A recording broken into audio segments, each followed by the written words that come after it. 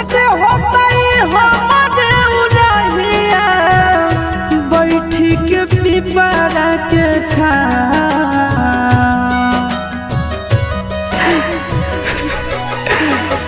देखते होता हमारे उड़हिया